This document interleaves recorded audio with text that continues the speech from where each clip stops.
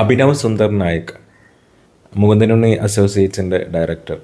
എനിക്ക് ഏറ്റവും ഇഷ്ടപ്പെട്ടൊരു മൂവിയാണ്. അഭിനവിൻ്റെ നെക്സ്റ്റ് മൂവി മോളിവുഡ് ടൈംസ് കണ്ടു. എനിക്കിഷ്ടപ്പെട്ടു. എനിക്ക് നല്ലപോലെ വർക്കൗട്ടായൊരു മൂവി. പല കാര്യങ്ങളും എനിക്ക് റിലേറ്റ് ചെയ്യാൻ കഴിഞ്ഞു. എനിക്ക് റിലേറ്റബിൾ ആയിരുന്നു.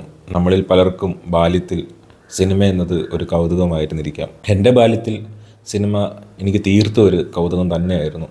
ഇന്ന് ഈ സിനിമയിൽ നായകൻ്റെ ബാല്യം കാണിക്കുമ്പോൾ ആ അത്ഭുതം ആ കുട്ടിയിൽ എനിക്ക് കാണാൻ കഴിഞ്ഞു. താണ്ഡവ് എന്ന സിനിമയിൽ ഒരു മൊന്ത താഴെ വീണിട്ട് ചുറ്റിക്കറങ്ങുന്ന സൗണ്ട് കേൾക്കുമ്പോൾ തിയേറ്ററിൻ്റെ പിന്നിലേക്ക് ഇതുപോലെ തിരിഞ്ഞു നോക്കി അവിടെ നിന്നും ആ സൗണ്ടിനനുസരിച്ച് ആ സൗണ്ട് എങ്ങോട്ടാണ് പോകുന്നതിനനുസരിച്ച് ഓരോ സ്പീക്കറുകളും കൗതുകത്തോടെ നോക്കിയ എൻ്റെ ബാല്യം എനിക്ക് ഓർമ്മ വന്നു. DTS അതൊരു ഹരം തന്നെയായിരുന്നു. ആ വികാരം ഡോൾബി അറ്റ്മോസിന് ഇതുവരെ എനിക്ക് നൽകാൻ കഴിഞ്ഞിട്ടില്ല. സിനിമയുമായിട്ട് ഒരു ബന്ധവുമില്ലാത്ത കുടുംബത്തിൽ നിന്ന് ബാല്യം മുതൽ അതിതീവ്രമായിട്ട് സിനിമ ഡയറക്ടർ ആകണമെന്ന ആഗ്രഹവുമായി ഇറങ്ങിത്തിരിക്കുന്ന ഒരു ചെറുപ്പക്കാരൻ്റെ കഥയാണ് ഈ സിനിമ. ആ ചെറുപ്പക്കാരൻ്റെ സ്ട്രഗിളാണ് ഈ സിനിമ. ജീവിതം എന്നത് കൈപ്പേറിയത് കൂടിയാണെന്നുള്ളൊരു യാഥാർത്ഥ്യം ഈ സിനിമ തുറന്നു കാട്ടുന്നുണ്ട്. ജീവിതത്തെപ്പറ്റി കാവ്യാത്മകമായി പലരും വർണ്ണിച്ച് നമ്മൾ കേൾക്കുന്നതാണ്. അതിലൊന്നാണ് എല്ലാവരും ക്ലാസിക് എന്ന് തലയിൽ കൊണ്ടു നടക്കുന്ന അല്ലെങ്കിൽ തലയിൽ വെച്ചിരിക്കുന്ന പൗലോ കൊയ്ലോയുടെ ആ ഉദ്ധരണി.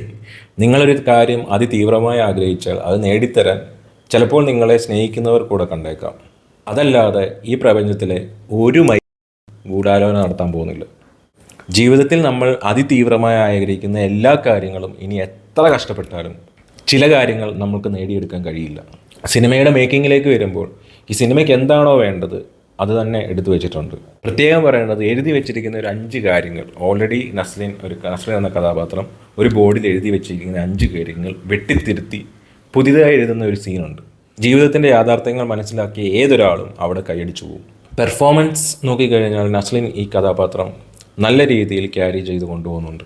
ബാക്കിയുള്ളവരും അവരുടെ റോളുകൾ നല്ല വെടിപ്പായി ചെയ്തു വെച്ചിട്ടുണ്ട്. ആവശ്യമില്ലാത്ത 2-3 സീൻസ് 1-2 ഇടങ്ങളിൽ എനിക്ക് ഫീൽ ചെയ്തു. സിനിമയിൽ പല കാര്യങ്ങളും പറഞ്ഞു വെക്കുന്നുണ്ട്, അതെനിക്ക് വർക്കൗട്ടായി. എല്ലാവർക്കും ഈ സിനിമ വർക്കൗട്ട് ആവണമെന്നില്ല. ഒരു മികച്ച എഴുത്തിൽ, ഒരു മികച്ച മേക്കിങ്ങിൽ ഒരു സാധാരണ കുടുംബത്തിൽ ജനിച്ച പയ്യൻ ഒരു സിനിമ ഡയറക്ടർ ആവാൻ സ്ട്രഗിൾ ചെയ്യുന്നതും അവന് പിന്നീടുള്ള അവൻ്റെ ജീവിതത്തിൽ നേരിടേണ്ടി വരുന്ന കാര്യങ്ങളുമാണ് സിനിമയുടെ ഇതിവൃത്തം. ഇങ്ങനെ ഒരു സിനിമ കാണാൻ അല്ലെങ്കിൽ ഇങ്ങനെയുള്ള സിനിമകൾ കാണാൻ താല്പര്യപ്പെടുന്നവർക്ക്, ഇഷ്ടപ്പെടുന്നവർക്ക് തിയേറ്ററിൽ തന്നെ പോയി കാണാൻ പറ്റുന്നൊരു മൂവി തന്നെയാണ് മോളിവുഡ് ടൈംസ്. കണ്ടവർ അഭിപ്രായം രേഖപ്പെടുത്തുക. കാണാത്തവർ ഇങ്ങനെയുള്ള സിനിമകൾ ഇഷ്ടപ്പെടുന്നവരാണെങ്കിൽ കാണാത്തവർ പോയി കാണുക, കമൻറ്റ് ചെയ്യുക, ലൈക്ക് ചെയ്യുക, സബ്സ്ക്രൈബ് ചെയ്യുക. ബൈ.